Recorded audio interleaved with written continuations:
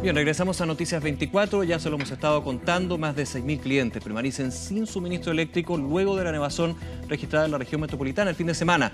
Hablamos de cables cortados y semáforos sin funcionamiento, que son algunos de los efectos que ha generado este corte prolongado de electricidad. Vamos a conversar de este tema, también el balance y lo que pasa a continuación, digamos que es muy relevante. Ya estamos con el ministro de Energía, Andrés Rebolledo. Ministro, muchas gracias por acompañarnos. Muy buenas tardes. A ver, varias preguntas que evidentemente nacen de un concepto que yo creo que se repite en esta situación. Evidentemente es un fenómeno meteorológico inédito, hay una nevazón que fue fuertísima, hay un efecto también ahí que vamos a estar conversando, pero lo que yo he podido notar en los consumidores, que hay algunos casos que han estado 50 horas sin luz, 50 horas sin luz, es el descontento por el hecho mismo, por la no pronta solución y por sobre todo las respuestas de las empresas distribuidoras. ¿Cómo se maneja eso desde las conversaciones que ustedes han tenido como gobierno con, en este caso, Enel y CGE? Bueno, la verdad que es inaceptable que tengamos todavía después de 3 días clientes sin suministro eléctrico.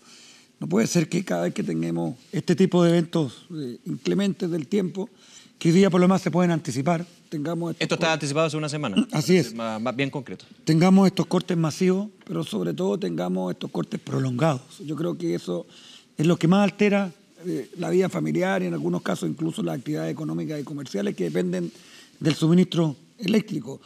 La verdad que lo que cabe ahora es que la superintendencia haga su investigación y que aplique los instrumentos que tenemos que están en la regulación, que son las sanciones, si eventualmente así se determinan. A ver, voy a ir al tema del descontento, pero primero quiero ir con quizás la génesis, que lo han dicho ya varios alcaldes. De hecho, hay 5 municipios que están viendo acciones, demandas colectivas. Ya están firmando, ya están consiguiendo firmas de los vecinos y bastante rápidas la han conseguido. Aquí hay una especie de vacío, por lo menos desde la mirada de las empresas y los municipios, con respecto a quién se encarga del perímetro del tendido eléctrico. Por ley, ¿quién se encarga de podar, talar árboles? Porque aquí claramente uno salía el sábado en la mañana, se podía evidentemente, y se daba cuenta de que muchas ramas, muchos árboles estaban en el suelo y eso evidentemente tiene un efecto en el tendido eléctrico. Eso se puede prever con una mantención adecuada pensando en que este tipo de eventos se van a repetir. Bueno, varias cosas. Lo primero que los responsables de mantener la franja de seguridad son las empresas de distribución eléctrica. Eso en las distintas tensiones, en la red de distribución, pero también en la media y alta tensión. ¿No los municipios acá? ¿Perdón? ¿No los municipios? Respecto a la franja de seguridad en torno a la línea, son las empresas. ¿Cómo entender la franja, para tenerlo bien clarito? Depende de la tensión, si en el caso de distribución, 1,5 metros, si en el caso de transmisión media y alta tensión, 5 metros. Eso está contemplado en la ley y ellos tienen, como digo, esa responsabilidad. Lo que sucede y lo que sucedió en este evento en particular es que árboles, de hecho no es casualidad que gran parte del corte se dé en las comunas de la zona oriente, donde hay muchos árboles añosos, muy grandes, que están fuera de la franja y que se proyectan a la franja y que muchos de ellos cayeron en las líneas. Y efectivamente eso va más allá de la responsabilidad de las empresas. Hay parte del vacío, porque las empresas dicen que ellos no se pueden hacer cargo de lo que va más allá del perímetro. Y como usted bien dice, hay árboles que son muy altos, que caen, o sus ramas son muy altas, ni siquiera solamente el árbol, y que están fuera de ese perímetro de mantención. Ahí la empresa dice, por ley, de alguna manera, sería el municipio el que tiene que ocuparse.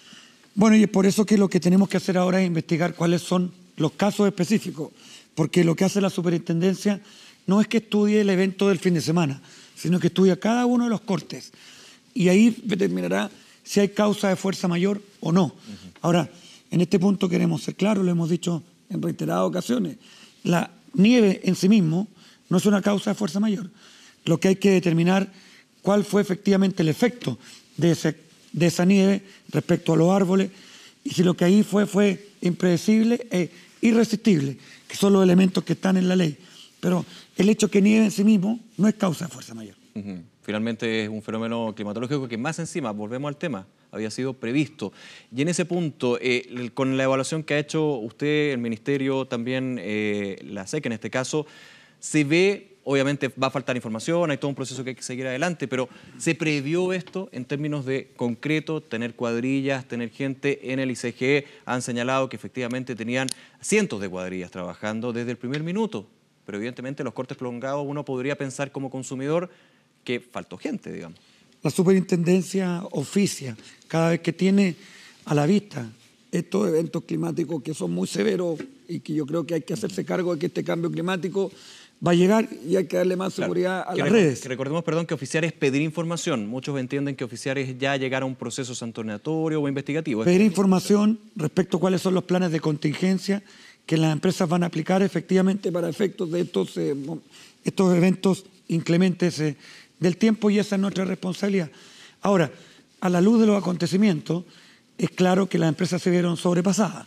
Por eso tenemos 3 días todavía de corte. En algunos casos, claro, menos, pero lamentablemente todavía una cantidad significativa de hogares.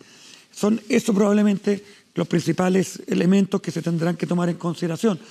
De hecho, formulamos cargo hace algunas semanas en el evento anterior de la tormenta que vivimos, y básicamente fueron 2 elementos: cortes prolongados y el mal funcionamiento de los call centers, que también es un elemento muy central en estos momentos. Quiero ir a ese tema, sí, quiero ir a ese tema porque lo englobo en lo que hablaba yo del descontento. Finalmente, uno tiene que entender que hay una situación que sobrepasa los servicios, que evidentemente tienen que ser recuperados rápidamente. No puede llegar a entender eso. Hay, de hecho, personas que la pasaron bastante peor porque hay gente que es electrodependiente, o sea, su salud, su vida está dependiente de la electricidad. Pero en el general uno puede decir, voy a esperar. Cuando ya pasan 50 horas y cuando uno pregunta a través de las redes sociales, a través del teléfono, y no le dan una respuesta satisfactoria, eso genera descontento y termina, por ejemplo, recolectando firmas para demandas colectivas. ¿Cuál es el balance que se hace desde la respuesta, desde el servicio al cliente acá? Bueno, como decía, de hecho, uno de los cargos que se formuló en el caso anterior tiene que ver con el no funcionamiento adecuadamente de los call centers. Ahí hay una medición de calidad de servicio. ¿Qué porcentaje de las llamadas se contesta, cuántas se canalizan o cuántas simplemente se derivan? Y son elementos que hoy día la superintendencia tecnológicamente tiene posibilidad de medir y por lo tanto eventualmente aplicar cargos si fuera el caso. Sin duda que en este tipo de eventos es central que el cliente sepa cuál es su planificación en el tiempo respecto a cuándo va a volver el suministro. Claro. Probablemente si uno sabe que va a volver en 24 horas va a poder tomar mejores decisiones desde el punto de vista de su quehacer familiar o incluso, como digo, el impacto que pueda tener en alguna actividad económica. Ahora, el punto es si las distribuidoras pueden dar a ciencia cierta esa información, decir, en 5 horas vamos a estar ya con la luz restablecida en el perímetro o en el área que usted está. ¿Se puede, en términos técnicos, porque uno desde afuera desconoce, se puede llegar a eso, a decir, en 5 horas va a estar el servicio? Yo creo que eso tiene que ver con una mirada más sistémica, porque al final la capacidad de las empresas de responder eso también tiene que ver con las brigadas que tienen desplegadas en terreno, y como digo, hoy día claramente se vio que fueron sobrepasadas, no solo en el caso de la empresa Enel, sino que también en la empresa CGE, que son quienes tienen las concesiones en la región metropolitana. Ahora yo creo que es posible tener un protocolo que efectivamente este elemento particular de darle la certidumbre a los clientes lo incorpore. A ver, hemos escuchado también declaraciones de los alcaldes que han sido bien duros, bien críticos de la labor de las empresas en este caso. Se ha hablado de la posibilidad de soterrar el tendido eléctrico, que obviamente en este tipo de situaciones, considerando el cambio climático que está aquí, que no va a cambiar, puede darse nuevamente este hecho de casi 50 horas sin luz producto de un sistema frontal. Pero soterrar es carísimo. ¿Se puede hacer eso? ¿Se está pensando en eso? ¿Finalmente dejar los cables aéreos vía subterránea? Bueno, estamos en la mitad del invierno, por lo tanto todavía puede venir este tipo de fenómenos climáticos. Esperamos que no con la envergadura de lo que ha sido en estos días. Efectivamente, soterrar es una posibilidad, pero hay que tener en cuenta que si uno efectivamente hace el cálculo en términos de costo y esfuerzo de inversión, estamos hablando que los cables bajo tierra son prácticamente hasta 10 veces más caros que los cables aéreos. Claro, esto en los lugares que ya están ocupados, en los sectores nuevos donde se está llevando a cabo una planificación urbana, puede ser menos caro, pero hasta 5 veces. O sea, también está... Ese es el punto central. Yo creo que hoy día uno puede imaginarse en una nueva ley de distribución eléctrica, que es el desafío que tenemos hoy día a propósito de esto y otros desafíos también más de futuro, nuevos modelos de negocio donde eventualmente, por ejemplo, soterrar los cables no participen solo las empresas, sino que también los municipios. Uno puede progresivamente imaginarse nuevos conjuntos habitacionales que puedan tener esta obligación de soterrar los cables, entendiendo que el 99% de las redes que hoy día existen son aéreas y probablemente hacerlo con lo que ya existe es más caro. Pero para tenerlo claro, eso tendría que estar establecido por ley. Bueno, puede partir de la voluntad de los proyectos inmobiliarios. Tiene que incorporarse efectivamente en la regulación. Convengamos que este es un sector regulado con monopolio natural, que por lo tanto finalmente este tipo de cosas redundan en la tarifa. Por lo tanto, la ecuación que hay que tener aquí, desde el punto de vista nuestro como regulador y encargado del sector en ese sentido, es que haya más seguridad en las redes, eventualmente avanzar a, como digo, progresivamente quizás los nuevos conjuntos habitacionales, pero también evitar que lo paguen los consumidores. Claro, que no llegue porque ese en una impacto proporción a la paguen oferta. completamente los consumidores. Yo creo que ese es el desafío, pero para eso hay que legislar porque la norma que hoy día tenemos data de los años 80. Y ese también es otro punto que finalmente va un poco a la profundidad de este problema. Hay una normativa que es totalmente, o sea, hay que decirlo, está totalmente desactualizada y en este tipo de casos se nota. Hay que hacer una nueva ley, hay que hacer modificaciones. ¿Cuándo va a ser el minuto? Obviamente lo que pasa aquí en Santiago no es a nivel nacional, pero hay otras ciudades donde también hay fenómenos de este tipo y que también tienen ese problema. Quizás no son tan protagonistas por el hecho de que no pasan en el centro, pero evidentemente también obligan a pensar en una ley bastante más moderna y actualizada. ¿Qué se tiene que hacer hacia adelante? ¿Un nuevo proyecto de ley? ¿Un trabajo conjunto público-privado? Hay que hacer una nueva ley, definitivamente. El sector energía en los últimos años se ha caracterizado porque han habido cambios importantes en generación. Tenemos fuentes más verdes, precios más bajos de la energía, más competencia en el sector. El sector de transmisión también tenemos una nueva ley, pero este tercer segmento del mercado eléctrico, que es la distribución, tenemos, como digo, una ley que data de los años 80. Por lo tanto, definitivamente hay que hacer una nueva ley. Ahora, la buena noticia es que nosotros hemos venido trabajando eso. Hace ya varios meses tenemos grupos con la industria, pero con varios otros actores, para poder presentar una ley, ojalá más tardar antes de que termine el gobierno, de manera que se discuta el próximo periodo parlamentario fundamentalmente, para que incorpore estos elementos.